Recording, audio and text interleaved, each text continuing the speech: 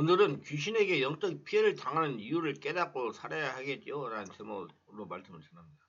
하나님은 히브리서 5장 12절 14절에 때가 오래되었으므로 너희가 마땅히 선생이 되었을 터인데 너희가 다시 하나님 말씀의 초보에 대해서 누구에게 가르침을 받아야 할 처지니 단단한 음식을 못 먹고 젖이나 먹어야 할 처지가 되었도다. 이는 젖을 먹을 자마다 어린아이니 의의 말씀을 경험하지 못한데 단단한 음식은 장성한다.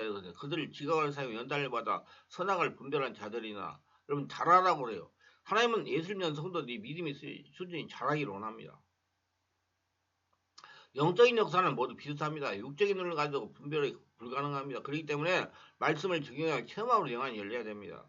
지금 교회에 많은 분들이 귀신 역사를 두려워합니다. 왜 그렇습니까? 체험하지 않았기 때문에 막연하게 두려워하는 겁니다. 예를 들면 귀신을 쫓던 아무개 목사가 귀신에 접진해 고통을 당했다. 이런 소문이 종종 들리기 때문입니다. 이 사모님의 말을 빌리자면 자신이 어느 집회에 참석했는데 강사가 귀신을 쫓아내지 말라고 했다는 겁니다. 이은즉 귀신을 쫓아내고 나니 자신에게 들어붙어서 피해를 간다는 겁니다. 이분은 말을 절도까지 듣고 남편 목사님에게 귀신을 쫓아내지 못하게 결국 교회 문을 닫았습니다. 한번 생각해보세요. 예수님의 일을 대신해야 하는 목사가 귀신이 무서워서 쫓아내지 못하니 어떻게 예수님이 그 목사를 통해 하나님 일을 건설하겠습니까? 자꾸 그러면 여러분 하나님께서 사모에 병들어가지고 미리 보내버릴 수도 있습니다. 여러분 조심해야 됩니다. 목사를 사용하기 위해서, 목사를 통해서 하나님 나라 이루기 위해서. 영적인 일을 못하게 만들죠. 분명히 귀신은 두려워할 존재가 절대로 아닙니다. 성령을 거듭난 사람 5차원이고 귀신은 4차원이기 때문에 아무런 문제가 없어요. 정확히 말한다면 그림자에 불과한 존재지만 성령의 역사가 일어나면 정체를 폭로해주고 예수님을 기도하면 떠나라고 그러면 떠나야 할 존재들이 다 귀신입니다. 세상에 안 믿는 사람들이 귀신을 무서워하지. 우리 예수 믿고 성령 거둔 사람은 절대 귀신은 바풀입니다. 믿으세요. 바르게로 영성과 진리를 정해야 귀신을 몰아내시길 바라며 그럼 왜 목회자가 성도를 영적 피해를 당할까요? 첫째 영적 지식이 없어서 당합니다. 제가 교회에 오셔서 치유받는 전남에 계시는 목사님 말씀을 빌리면 이렇습니다. 목사님 경기도 있는 기도원에 8년 정도를 다녔습니다. 거기서 강사 목사님이 들은 대로 자신이 교회 가서 환자를 안수하고 귀신 쫓았습니다. 얼마 지나지 않아 온속 어깨가 마비가 되었어요. 한약방에 다니면서 침을 받아 치유되지 않았습니다. 인간적인 방법을 다 동원하여 일년을 치유도 고쳐지지 않았어요. 물론 성도들이 치유 안수는 두려워서 하지 못했습니다. 이제 팔이 마비가 돼버렸어요. 한쪽이. 그래서 사모님이 저의 교회를 소문을 통해서 알게 됐습니다. 우리 충만한 교회를. 사모님이 치유는 영적 치유밖에 없다고 목사님이 매주 저의 교회에 가게 했습니다. 그 당시 월화 수목 4일을 하루에 3번씩 집회를 할 때입니다. 다행히 서울에 귀가할 수 있는 곳이 있어서 귀가하면서 10개월을 다녔어요. 10개월이요. 1년. 근데 문제는 영적으로 너무나 강하게 묶여가지고 그렇게 성령의 의뢰를 받고 성령 불의 역사가 일어나고 안수를 해도 성에게 장관하지 못했습니다. 배에 올라온 소리로 주여 주여를 아무리 외쳐도 성령 역사를 영이통도 열리지 않았어요. 왜 그럴까요? 성령의 권능이 자신을 주장하지 않으며 자신의 의지로 성도의 병을 고치고 귀신 쫓았기 때문에 자신의 상처에 귀신들이 견고한 질을 만들어가지고 그렇게 된 것입니다. 안타까운 일이요. 4개월이 되니까 성령께서 장악을 하품을 하기 시작하더니 4개월 월화 수목 4일 4개월 여러분 하루에 가지고 뭐 해결하려고 하지 마세요. 그러니까 4개월 되니까 성령이 장악해가지고 하품을 하기 시작하더니 기침이 나왔습니다. 영의통이 열린 겁니다. 지속적으로 안수하고 성령 역사를 일으키니 서서히 마비는 어깨가 풀어지기 시작을 했습니다. 7개월 되니까 완전히 장성이 회복이 됐습니다. 사모님 굉장히 기뻐하셨다는 겁니다. 한번 생각해 보세요. 한쪽이 마비되어 있다고 풀렸으니 얼마나 기쁘겠습니까?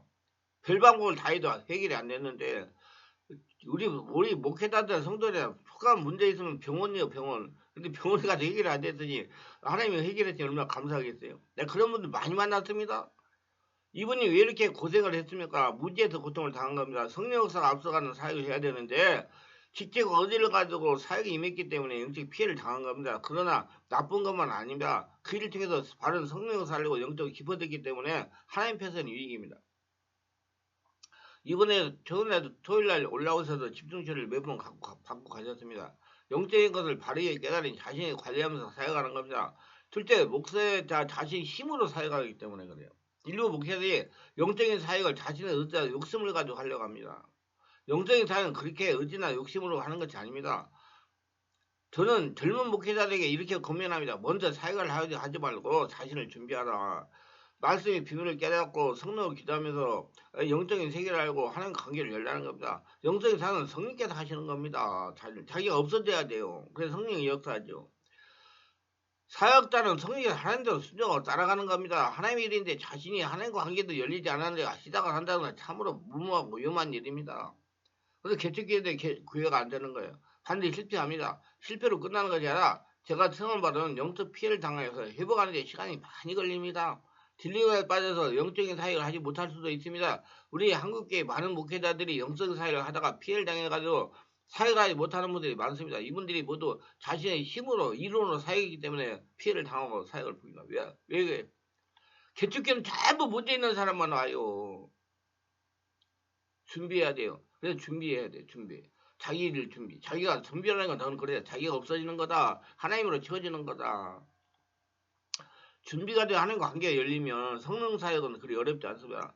저는 즐겁게 사역하고 있어요. 영적인 사역에 바른 진리 제거 성령을 제거하고 싶죠. 저는 그래요. 지금 저는 저가 하늘나라 성전 하나님이 나의 주인 하나님이 내가 키워지는데 일생을 25년이라는 세월을 바쳤다. 그걸 썼다. 그러니까 하나님이 하시는 거죠.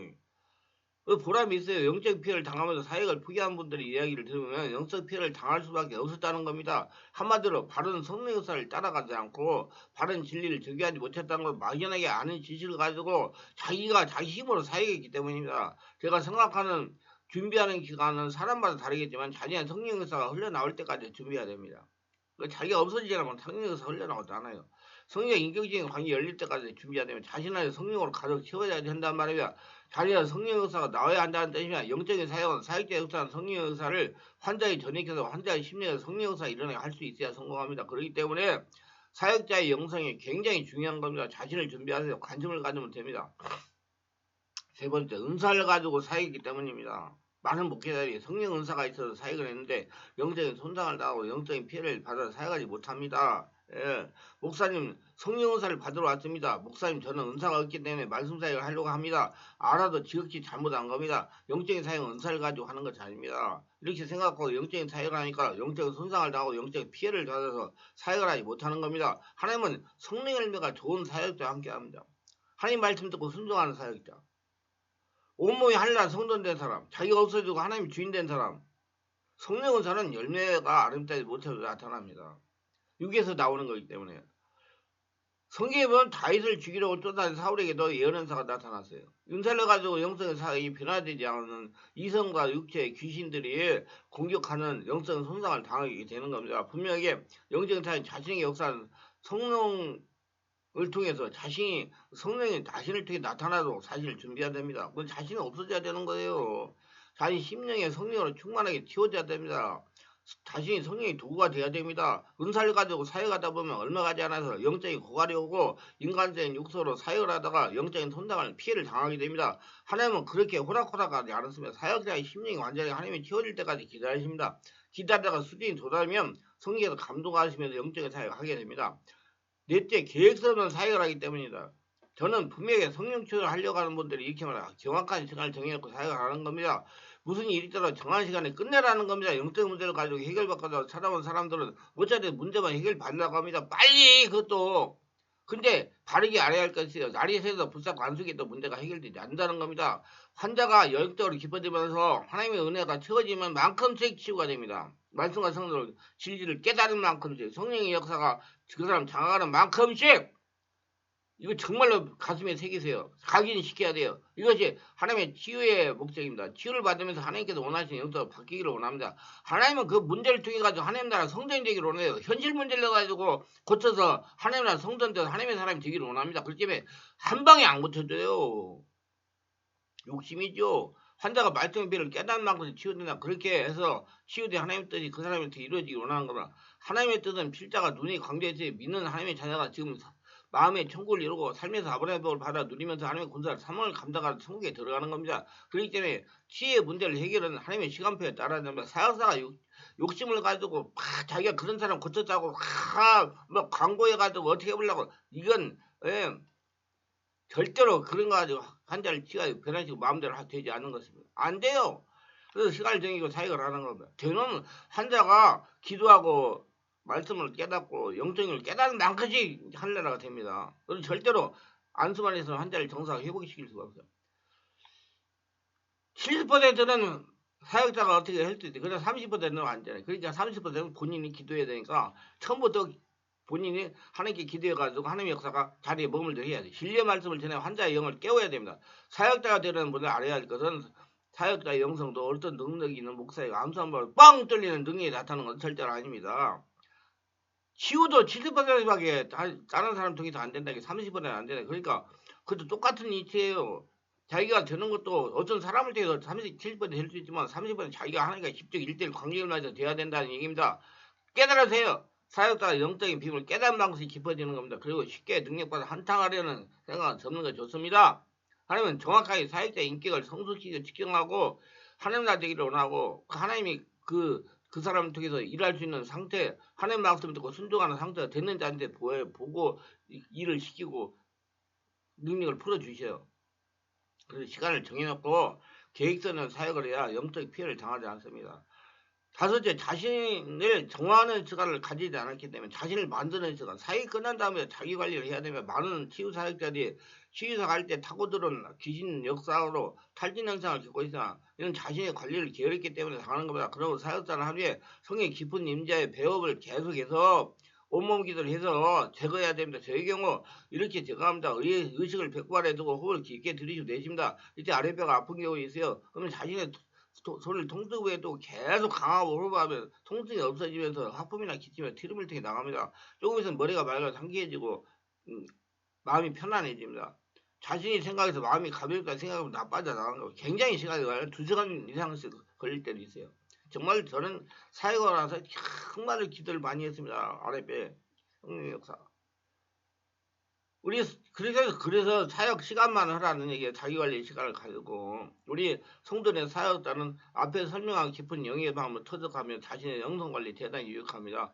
영적인 사역하다가 영적인 손상을 영적으로 막히면 여러 가지 문제가 발생해요. 가슴이 답답, 짜증이 심해지고요, 혈기가 심해지고요, 여기 육체의 질병이 발생하고 가정 불화가 생기고 또 가정에 여러 가지 재정에 문제가 생기고 가정의 인간관계 꼬이기도 하고 재정에 문제가 생기고 사람은 영적인 육적인 문제입니다. 고로 영의 만족을 누려야 모든 것이 정상이 되는 하늘나라가 되어요. 여러분 하늘나라 되는데 시간을 투자해 모든 문제의 시발은 자신의 온몸 마음 영에서 시작되는 것입니다. 영에서 문제가 생기면 마음의 병으로 진전되고 마음의 병이 깊어지면 육체의 질병으로 나타납니다. 육체의 질병이 생겼다면 굉장히 깊어졌다는 거예요. 이때 제일 먼저 해야 될 것이 영의 통을 뚫어야 돼요. 영의 통로는 혼자 기도로 쉽게 뚫지 않으나 성령으로 충만한 사역자의 도움을 받는 게 빠릅니다. 빠른 시간에 영의 통을 뚫어야 돼요. 이를 예방하기 깊은 영의 논문 기도를 해서 영의 통을 열어야 됩니다. 기도는 오늘도 저의 설교 끝까지 들어본 축복받아서 특별하게 구독, 좋아요, 알림 설정 후원하신 분들을 기억하셔서 성령을 세례받고 영화를 열어서 영적인 세계를 보면서 더러운 귀신들을 잘 알고 귀신에게 영적 피해 손상을 당하지 않으면서 하나님 나라 보물이 되어가지고 평생 하나님과 동행하며 하나님의 축복을 거둬들이며 살아가게 하옵소서. 예수님의 이름으로 기도합니다. 아멘.